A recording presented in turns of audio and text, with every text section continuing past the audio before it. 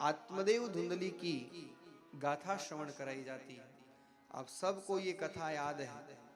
आत्मदेव कौन है? हम स्वयं, हमारी आत्मा आत्मदेव है।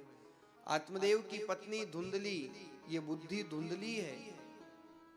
जब जब ये आत्मदेव इस धुंधली के चक्कर में आकर के जीवन की ओर अग्रसर होता है, अपनी आत्मा की आवाज को दबाता है, तब तक पतन की ओर अग्रसर हो जाता है।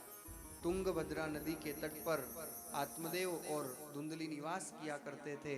सब कुछ था लेकिन पुत्र नहीं था। पहला सुख निरोगी काया, दूसरा सुख घर में माया, तीसरा सुख वचन सुत नारी, चौथा सुख पुत्र आज्ञाकारी, पांचवा सुख घर को वास, षष्ठम सुख राज को पास, सप्तम सुख हरि भजन करावे और अष्टम सुख मोक्ष गति पावे। 7 प्रकार के संसार में सुख है, लेकिन ये विधाता की विचित्रता है कि सब एक साथ सबको प्राप्त नहीं होते। आत्मदेव भजनीक पुरुष थे, लेकिन पुत्र का व्यामोह इतना लग गया कि परेशान रहने लगे। पहुंच गए एक दिन संत के पास और कहा, महाराज पुत्र नहीं है। संतों ने कहा, जब तुम्हारे भाग्य में नहीं है तो क्यों प्रयास कर रहे हो? भगवान का भजन करो, आनंद करो, जैसा भगवान ने रखा है उस मौज में रहो, मस्ती में रहो। लेकिन आत्मदेव जानते थे कि लेख पर मेख लगाने का सामर्थ्य अगर किसी में है तो वो केवल महात्मा में। महात्मा वो सामर्थ्य रखते हैं जो परमात्मा के लेख पर मेख लगा सकते हैं। चरण पकड़ लिए, कहा आज मैं नहीं जाऊंगा, मुझे आशीर्वाद दो, मुझे किसी भी तरह आप आशीष प्रदान करके मुझे निश्चिंत कर दो कि तुम्हारे पुत्र हो जाएगा, इतना कह दो आप। आत्मदेव ने चरण पकड़ लिए। संत दयालु है, शील गहनी सबकी सहनी और कहनी ही मुख राम, तुलसी रहिए यही रहनी संत जनन को काम। पर कार्याणी साधयति साधु, जो पर कार्य को भी साध दे वही तो साधु है। आत्मदेव की इस करुणा पर संतों को दया आ गई। एक फल दिया और कहा जाओ अपनी पत्नी को खिला देना। आत्मदेव प्रसन्न होकर के गए, लेकिन ये पत्नी जिसका नाम था धुंधली, ये थी भी धुंधली। यहाँ भागवत में तो अनेक प्रकार के दुर्गुण बताए हैं इसके अंदर। स्ववाक्य स्थापिका, लोक वार्ता रता, बहुजल्पिका, कलह प्रिया, ये सारे दुर्गुण इसके अंदर थे। इसने उस फल को तो गोमाता को खिला दिया। पतिदेव से कहा आप जाओ घूमने, मैंने फल खा लिया है, बहुत जल्दी संतान हो जाएगी, क्योंकि संत के फल की ये परीक्षा लेना चाहती थी। इसकी बहन थी, वो गर्भवती थी। समय आया, इसने गर्भावस्था का नाटक किया और जब आत्मदेव लौट करके आए तो अपनी बहन से पैसे दे करके, धन दे करके, ये धर्म की संतान नहीं थी, ये धन की संतान थी। कहा मैं तुझे धन दे दूंगी, तू मुझे पुत्र दे दे। वो धन तो दे दिया और पुत्र ले लिया। आत्मदेव जब आए तो कहा अपने पुत्र हुआ है। आत्मदेव तो बड़े प्रसन्न हुए। कहा इसका क्या नामकरण करें? धुंधली ने कहा पुत्र मेरा है इसलिए नाम मैं रखूंगी। नामकरण संस्कार किया धुंधकारी, और जैसा नाम वैसा इसका जीवन। धुंधकारी महाखल, जीवन के सारे पाप इसके उजागर होते जा रहे थे। इधर जो फल गोमाता को खिलाया था संतों के द्वारा प्रदत्त अभिमंत्रित फल था, और ऐसी लीला हुई कि गोमाता के एक बालक का जन्म होता है। बालक के कर्ण गौ के समान थे, इसलिए नामकरण संस्कार हुआ। सारे संसार में गोकर्ण के नाम से जाने गए। देवता लोग पुष्पों की बरसात करते हैं, जय जयकार करते हैं। बोलिए गोकर्ण जी महाराज की। गोकर्ण जी महाराज का आविर्भाव हुआ। गोकर्ण पंडितो गानी, धुंधकारी महाखल। ये तो बड़े पंडित ज्ञानी थे, लेकिन ये धुंधकारी महाखल था। धीरे धीरे अपने ही पिता आत्मदेव को कष्ट देने लगा। एक दिन आत्मदेव घबरा गए और रोने लगे, विलाप करने लगे। गोकर्ण जी ने आकर के देखा, पिताजी आप विलाप कर रहे हो, रो रहे हो, आखिर ऐसा क्या हो गया? आत्मदेव ने कहा उन संतों ने सही कहा था कि ऐसा पुत्र किस काम का जो खून के आंसू रुलाएगा। मुझे नहीं पता था कि ऐसा पुत्र मुझे प्राप्त होगा। इस धुंधकारी के अत्याचार से मैं गले तक भर चुका हूं, मैं जाऊं तो कहां जाकर के मरूं। तब गोकर्ण जी महाराज ने 2 श्लोक में गोकर्ण गीता के माध्यम से उपदेश प्रदान किया। और गोकर्ण जी महाराज अपने पिता को कहते हैं कि आत्मदेव पिताजी, ये मोह, ये आसक्ति और ये देह के प्रति आपका व्यामोह आपके दुख का कारण है।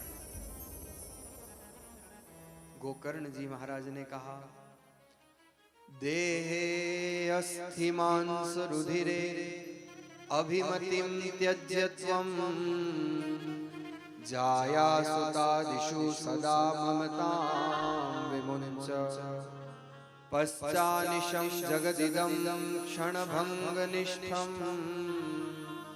वैराग्य राग रसिको भव भक्तिनिष्ठः। गोकर्ण जी महाराज ने कहा, ये देहे अस्थि मांस रुधिरे अभिमतिं त्यज्य त्वं। पिताजी, ये देह केवल अस्थि मंजर रक्त का बना हुआ एक ढांचा है, इसका व्यामोह छोड़ो और भगवान के भजन में लगो।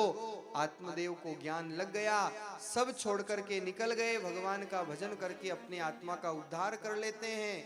धुंधली भी धुंधकारी के अत्याचार से इतनी आप्लावित हो गई कि कुएं में कूद करके मर जाती है। ये धुंधकारी वेश्यावृत्ति करने लगा। एक दिन राजमहलों में चोरी कर ली, लेकिन जब राजमहलों में चोरी की तो वेश्याओं ने सोचा चोरी का माल पकड़ा गया तो हम भी मारी जाएंगी। धुंधकारी को बांध करके और गरम गरम अंगारे मुंह में डाल दिए। तड़प तड़प करके धुंधकारी को मरना पड़ा और मरने के बाद प्रेत योनि प्राप्त हुई। कौन है प्रेत? इस व्यासपीठ का एक संदेश जीवन में याद रख लेना कि जिसकी भगवान से प्रीत नहीं है वो ही प्रेत है, और जिसकी भगवान से प्रीत है वह देव पुरुष है। जो भगवान से प्रीत नहीं रखता, जो सत्संग से, जो ग्रंथ से प्रीत नहीं रखता, उसे प्रेत बनना पड़ता है। धुंधकारी प्रेत योनि में आया। एक दिन गोकर्ण महाराज गया में श्राद्ध करके आए, क्योंकि हमारी भारतीय संस्कृति है अर्पण, तर्पण और समर्पण। समाज के प्रति अर्पण करो, माता पिता के लिए तर्पण करो, और जब भगवान के सामने जाओ तो अपना सर्वस्व समर्पण कर दो। ये हमारी भारतीय संस्कृति का संदेश है। इसलिए तो अर्पण, तर्पण और समर्पण का संदेश महापुरुषों ने दिया। गया में श्राद्ध करके आए गोकर्ण जी अपने भाई धुंधकारी का, लेकिन आकर के देखा घर में भयानक विभत्स आवाजें आ रही है। गोकर्ण जी ने कहा, ये आवाजें कौन कर रहा है?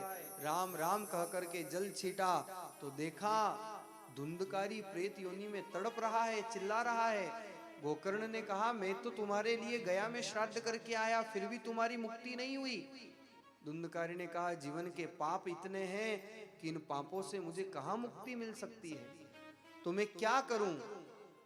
गोकर्ण जी महाराज विचार कर ही रहे थे और इधर भगवान सूर्य नारायण का स्मरण किया। उपदेश प्राप्त हुआ कि अगर मुक्ति चाहते हो तो श्रीमद् भागवत महापुराण का वाचन किया जाए, प्रेत धुंधकारी को भागवत कथा सुनाई जाए। गोकर्ण जी महाराज ने सर्वप्रथम श्रीमद् भागवत महापुराण का दिव्य वाचन प्रारंभ किया, और जैसे ही वाचन प्रारंभ किया, प्रेत था, कहीं बैठ तो सकता नहीं था, एक बांस के अंदर जाकर के इसने निवास कर लिया। जिस बांस में 7 गांठ थी, जैसे जैसे भागवत का 7 दिवसीय भागवत के एक दिन पूरा होता रहा।